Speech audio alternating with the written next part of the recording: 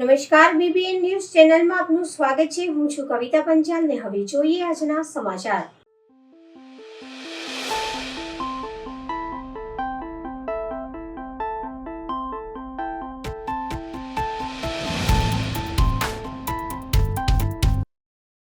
વડોદરા મહાનગરપાલિકામાં ફરી એકવાર વિપક્ષના નેતા તરીકે ચંદ્રકાંત શ્રીવાસ્તવની વરણી ફરી એકવાર ભત્તુભાઈ વિરોધ પક્ષના નેતા બનતા કાર્યકર્તાઓમાં ખુશીનો માહોલ જોવા મળ્યો હતો। આપ લોકો એના સાક્ષી છો કે હું અહીંયા આવતો હતો તો મારી જવાબદારી હું કંઈ નહોતો તો પણ અદા કરતો હતો। એ જ પ્રમાણે જે પ્રમાણે વિરોધ પક્ષનો નેતા 8 વર્ષ હતો એ જ પ્રમાણે જવાબદારી અદા કરતો હતો, એમાં તો પીછેહટ નહીં કરી। એટલે પાર્ટી કોઈ બી જવાબદારી સોંપે એને નિષ્ઠાપૂર્વક કરવાની એક મારી જવાબદારી છે અને હું હોઉં કે ના હોઉં, વિરોધ પક્ષનો નેતા હોઉં કે ના હોઉં, મારી જવાબદારી અદા કરું છું। એ તમે લોકો પોતે જ નિહાળી રહ્યા છો। અને એમની નિષ્ઠા એ બંનેઓને મળીને એ લોકોએ નક્કી કરેલું કે ભાઈ તુમકો જ બનના હે। અને સૌથી પહેલ બી એ લોકોએ કરી। આ 3 જણ, અમારી પુષ્પાબેન, અમારા બાળુભાઈ અને અમારી અલકાબેન, પહેલ એમને જ કરી કે નહીં તમારે જ બનવાનું છે। એટલે પછી લાગણી હોય, એમનું માન હોય અને એમને એવું લાગતું હોય કે નહીં બનાવતો, એમને માનને ઠેસ ના પહોંચાડવી જોઈએ। હું તો આ કામ કરતો જ હતો પણ એમને લાગ્યું કે ભત્તુભાઈ હશે તો વધારે કામ થશે, અમારા બી કામ થશે। એ પ્રમાણે એમને જે વિચાર્યું એ માનને હું ખરેખર નમસ્કાર કરું છું અને એમનો માન હંમેશા રહે એ પ્રમાણે મારો પ્રયત્ન રહેશે અને હું કામ કરતો જ રહીશ, એ મારો વાયદો છે। આગળ ઇલેક્શન આવી રહ્યું છે કોર્પોરેશનનું, શું માનો છો? આ કોંગ્રેસ પાર્ટી માટે પહેલો ઇલેક્શન છે। આખી જિંદગી કોંગ્રેસ પાર્ટી ઇલેક્શન લડી છે। જે પાર્ટીએ અંગ્રેજો સામે 99 વર્ષ સુધી લડાઈ લડી, લાઠી ખાધી, ગોળી ખાધી, ફાંસીના માથડા પર ચડી ગયા અને લોકશાહીને ટકાવવા માટે એમને જે કંઈ કર્યું છે, જે બલિદાન છે, જેના લીધે વિરોધ પાર્ટી બેસી છે। પણ લોકશાહી રહેવી જોઈએ, પાર્ટી રહે કે નહીં રહે, આપણે હંમેશા કામ કરતા રહેવું જોઈએ। આપણને પોસ્ટ મળે કે ના મળે એ પ્રમાણે આગળ વધવું જોઈએ। ઇલેક્શન આવશે ત્યારે બતાડીશું, કારણ કે પહેલાં એવું કહેતા હતા કે કોંગ્રેસ મુક્ત ભારત, પણ નહીં થઈ। કોંગ્રેસ લોકોના જડ સુધી પહોંચેલી છે અને કોંગ્રેસે જે કામ કર્યા છે ને એ વિચાર બી ના શકે લોકો। એ બધી જે બનાવેલી દેશને એ બધા એકમો તોડી રહ્યા છે। બેકારી થઈ ગઈ છે, મોટા મોટા વાયદા, 2 કરોડ યુवानों को नौकरी मिलेगी, આ ફરે છે લોકો। કોન્ટ્રાક્ટ પદ્ધતિ થઈ ગઈ, हमारी सरकार आएगी तो 40 रुपये पेट्रोल मिलेगा। અહીંયા બોલતા હતા कुछ नहीं આપીશું, તમે શુદ્ધ જળ આપીશું, બધે ગંદો જળ આવે છે। એટલે इनके वादे बहुत है, वादे पे वादे है, लेकिन वादा नहीं पूरा करते, ये भी एक हकीकत है। એટલે આ વાત અમે લોકો સુધી પહોંચાડીશું, અમે આગળ વધીશું, પાર્ટીને મજબૂત કરીશું, કરતા રહ્યા છે, કરીશું અને આવતા વખતમાં પાર્ટી જે જવાબદારી આપશે એ સારી રીતે અદા કરીને પાર્ટીને મજબૂત કરીશું। विपक्ष के नेता के तौर पर फिर से एक बार आपकी नियुक्ति हुई है, आप पहले भी ये रोल अदा कर चुके हैं, एक बार फिर से आपको ये रोल मिला। मैं अपने आप को कभी भी विपक्ष के नेता नहीं समझता हूँ, પોતાની જાતને ખુદ જ વિપક્ષનો નેતા નથી સમજતો। હું કોંગ્રેસનો એક કાર્યકર્તા છું। કોંગ્રેસ પાર્ટી જે જવાબદારી આપે એ અદા કરવા માટે બંધાયેલો છું। આ પોસ્ટ પેલી પોસ્ટ નહીં, પણ પાર્ટી કઈ રીતે ઉપર આવે, પાર્ટી કઈ રીતે મજબૂત થાય, પાર્ટીના લોકો કઈ રીતે લોકોનું કામ કરે અને અન્યાય સામે લડે। જે પ્રમાણે આ દેશની અંદર બેકારી વધી રહી છે, જે રીતે મોંઘવારી વધી રહી છે, આ બધી બાબત, કોન્ટ્રાક્ટ પદ્ધતિ થઈ ગઈ છે, પરમનન્ટ નોકરીઓ નથી મળતી, આ તમામ બાબતોને લઈને અમે લડત આપી રહ્યા છે। બાળકો બહાર પેલા હરણી લેકકાંડમાં ડૂબી ગયા, એમના માટે લડવું છે, એમને હજુ ન્યાય નથી મળ્યો। 2 શિક્ષિકા ડૂબી ગઈ, એને ન્યાય નથી મળ્યું। આ તમામ બાબતોનું કંઈ પાર્ટીએ વિચાર્યું હશે અને પાર્ટીએ નવી પદ્ધતિ કરી છે કે વોટિંગથી ચૂંટણી કરવાની, કે જે પ્રમાણે એમને આદેશ કર્યો તે પ્રમાણે જઈને આવ્યા છે। 1.5 साल बाद चुनाव है कॉर्पोरेशन का, क्या लग रहा है कि जिस तरीके से वहाँ पे बैठक हुई है, आपको जिम्मेदारी दी गई है, इस जिम्मेदारी का कांग्रेस पार्टी के लिए ये कॉर्पोरेशन की चुटनी, विधानसभा की चुटनी के लोकसभा की चुटनी कुछ नहीं है। कॉर्पोरेशन 130 वर्ष से बनी हुई पार्टी, जिसने कांग्रेस अंग्रेजों के सामने सर नहीं झुकाया, जिसने कांग्रेस पार्टी ने जिसने देश को आज़ाद कराया वो अंग्रेजों के सामने नहीं झुकी। तो ये लोग जिस तरह से बदनाम करके कांग्रेस के ऊपर सत्ता पर बैठे हैं, लेकिन जिस तरह से सत्ता चला रहे हैं गरीबों के ऊपर अन्याय, पछातों के ऊपर अन्याय, और तुम समझो कि कोई भी बात का जात का न्याय नहीं देने का, ये कॉरपोरेशन के दिन पे दिन टैक्स बढ़ते जा रहे हैं, ये तमाम बाबतों को लेकर हम लड़ रहे हैं। આજે વાત જે પ્રકારે પ્રદેશ સમિતિ સમક્ષ મૂકી ફરી એક વખત આ જે જવાબદારી છે તે તમને મળી છે, શું કહેશો તે માટે? જ્યારથી છું ત્યારથી પાર્ટીની જવાબદારી છે જ અને નિભાવતો આવ્યો છું ને નિભાઈશ. મારો ધ્યેય છે કે કોંગ્રેસ પાર્ટી મજબૂત થાય, કોંગ્રેસ પાર્ટીને લોકો સમજે. જે રીતે કોંગ્રેસ પાર્ટીને લોકો બદનામ કરે છે એ પાર્ટીને સમજે કે કોંગ્રેસના સમયમાં લોકોને શું મળતું હતું અને આજે શું થઈ ગયું છે. એક નાની નાની અમથી વાત કરું, 2-4 કોંગ્રેસના શાસનમાં લાઇટ બિલ 200-300 રૂપિયા આવતું હતું, આજે 2-3 હજાર રૂપિયા થઈ ગયું. કોંગ્રેસના શાસનમાં પરમેનન્ટ નોકરી હતી, ટેમ્પરરી નોકરી થઈ ગઈ. કોંગ્રેસના શાસનમાં હાઉસ ટેક્સ 200-300 રૂપિયા હતું, લારી ગલ્લાનું બિલ 100 રૂપિયામાં લારી છૂટતી હતી, આજે 2500 થઈ ગયું. કોંગ્રેસનું શાસન હંમેશા ગરીબ, મધ્યમ વર્ગ અને અન્યાય સામે, ચાહે અમીર હોય ચાહે ગરીબ હોય, અન્યાય સામે લડવાનું એની જે નેમ છે એ પકડીને मैं આગળ વધીશ. इंसान वही है जो रुख के सामने भी लड़े, हवा के सामने लड़े, लेकिन अपनी पार्टी को मजबूत करे और गरीब से गरीब आदमी को साथ में लेके चले, उनको भी मजबूत करे और पार्टी को भी मजबूत करे, और लोगों पे होते हुए अन्याय के सामने पार्टी के तमाम कार्यकर्ता लड़े. ऐसा पार्टी का जो संदेश है उसको लेके आगे चलेंगे. એક આનંદની લાગણી છે કે મારા જેવા વડોદરા શહેરના યુવા નેતાઓને તૈયાર કરવામાં એમનો મહત્ત્વનો રોલ છે. બીજું કે ગયા વખતે સંસદની અંદર બોલી ગયેલા કે ડરો મત, એવું ભથ્થુભાઈનું બી પહેલાંથી સૂત્ર છે કે કોઈનાથી બીવાવું નહીં. અને આજે મને એક લાગણી છે કે મારા માનીતા નેતાને વિરોધ પક્ષના નેતા બનાવવામાં આવ્યા. બીજા ઉપનેતા તરીકે મારા ભાઈ સમાન એ બી બહુ લડાયક છે, જહાભાઈને બનાવવામાં આવ્યા છે, એના માટે બી હું ખૂબ ખુશ છું. બંને નેતા વડોદરા શહેર કોંગ્રેસની અંદર અને વડોદરા મહાનગરપાલિકાના પ્રજાના પ્રશ્નો જોરથી ઉઠાવશે, અને કોંગ્રેસ હંમેશા પ્રજાના પ્રશ્નો ઉઠાવવામાં બહુ આગળ રહી છે, પણ હવે વધારે કોંગ્રેસ પાર્ટી પ્રજાના પ્રશ્નો વધારે ઉઠાવશે એવી મારી એક શુભેચ્છાઓ છે. મારું નામ હસમુખ પરમાર, હું વડોદરા શહેર કોંગ્રેસનો મહામંત્રી છું.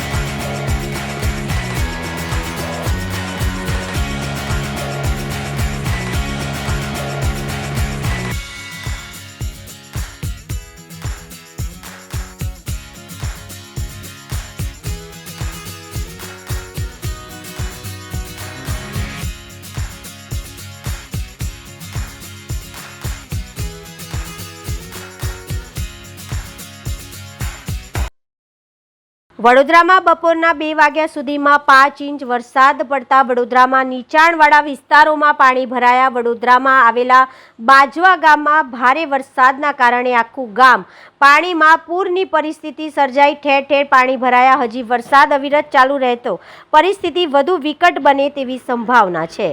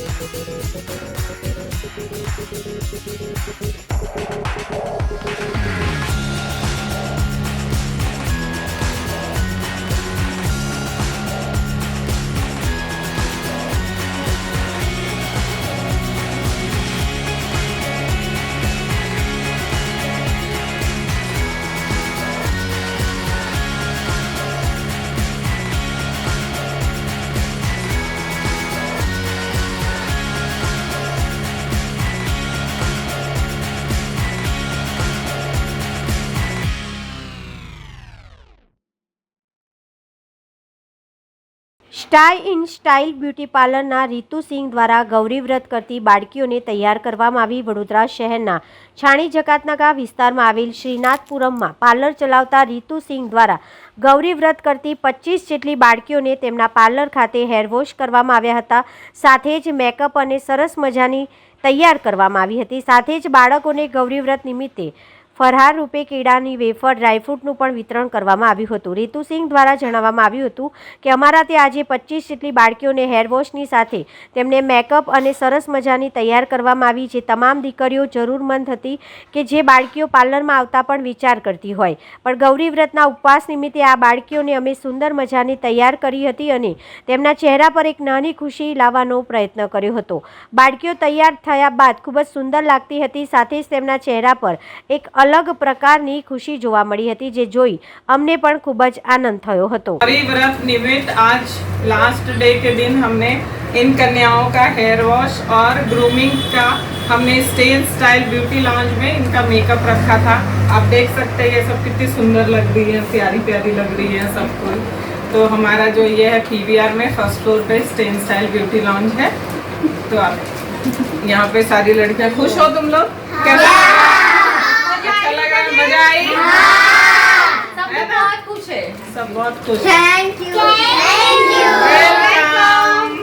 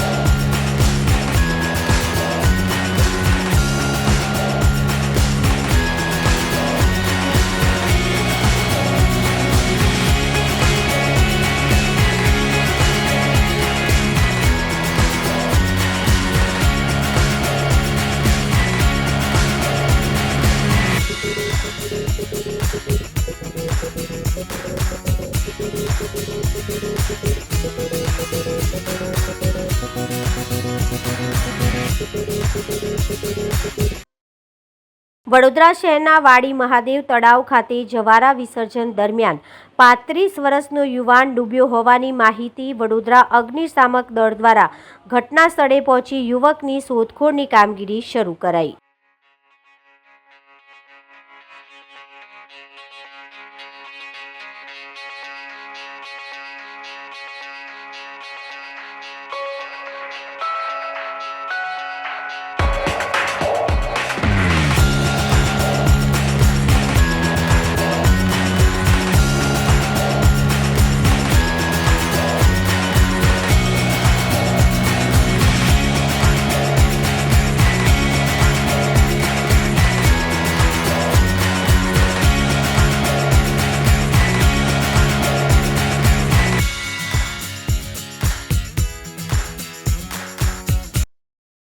ભરૂચના દાંડિયા બજારમાં યુવાન ખુલ્લી ગટરમાં ગરકાવ થયો. પાલિકાએ મૃતક યુવકના પરિજનોને આર્થિક સહાયની બાહેધરી આપી. ગત સોમવારે ભરૂચ શહેરના ચિંગ્સપુરા હરિજનવાસમાં રહેતા અને ખાનગી હોસ્પિટલમાં નોકરી કરતા મનોજ સોલંકીનો મૃતદેહ દાંડિયા બજારની ખુલ્લી ગટરમાંથી મળી આવતા ચકચાર મચી જવા પામી હતી. ગત રવિવારના રાતના સમયે ખાનગી હોસ્પિટલમાં નોકરી પરથી પરત ફરતા મનોજ સોલંકી ખુલ્લી ગટરમાં ગરકાવ થયો હતો. આખી રાતની શોધખોળ બાદ મનોજનો મૃતદેહ સોમવારે સવારે દાંડિયા બજાર પોલીસ ચોકી પાસે ગટરના વહેણમાં જોવા મળતા લોકો સ્તબ્ધ થઈ ગયા હતા. પરિણામે ભરૂચ નગરપાલિકાના પ્રી મોન્સૂનની કામગીરી પર પ્રશ્નો ઊભા થયા હતા. 2 બાળકોએ પિતાની છત્રછાયા ગુમાવી દેતા પરિજનો પર જાણે આગ ફાટ્યું હોય તેમ તેઓ હિબકે ચડ્યા હતા. માતાએ પોતાના લાડકવાયા દીકરો ગુમાવી દીધો, જેમાં તેઓએ આ બાબતે ભરૂચ નગરપાલિકાની બેદરકારીને જવાબદાર ઠેરાવ્યા હતા. જોકે નગરપાલિકા પોતાની ભૂલ સ્વીકારી જવાબદારો પર કાર્યવાહી કરવાનું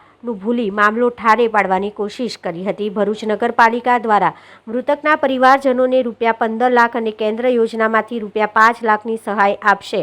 સાથે જ મૃતકની પત્નીને ભરૂચ નગરપાલિકામાં કાયમી નોકરીની ભરતી કરવામાં આવશે તેમ જાણવા મળ્યું છે. જોકે આ સરકારી સહાયથી ઘડપણની આશા અને પિતાની છત્રછાયા પાછી મળવાની નથી, જેથી આ બાબતે જવાબદારો ઉપર ફોજદારી રાહે ઉદાહરણરૂપ કાર્યવાહી કરવામાં આવે, જેથી આવનાર સમયે તંત્રની બેજવાબદારીના પગલે કોઈ માસૂમે જીવ ગુમાવવો પડે.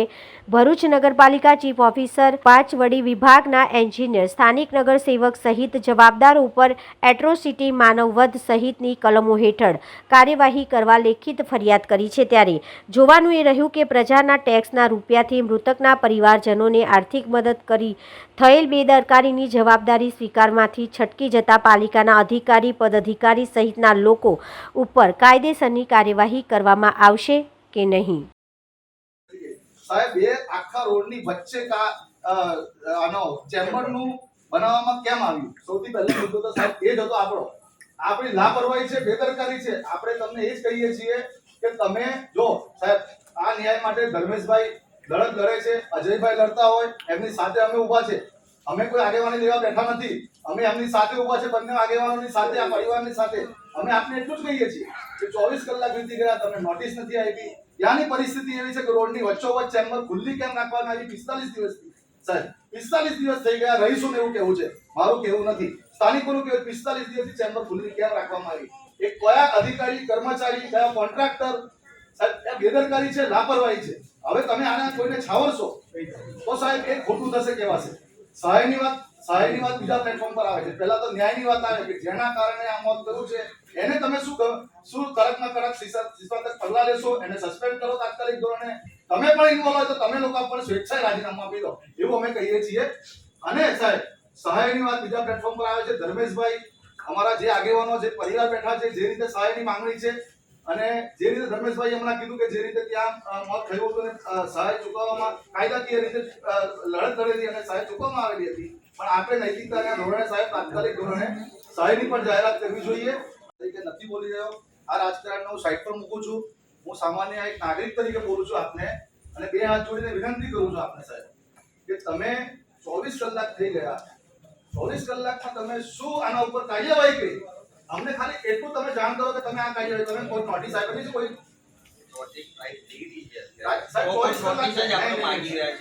જો સાહેબ હું આમાં આર્ગ્યુમેન્ટ નથી કરતો આપને, અને અહીંયા તમામને કહ્યું છું કે આપણે કોઈ વચ્ચે હું કોઈને બીજી વસ્તુ નથી કહેતો.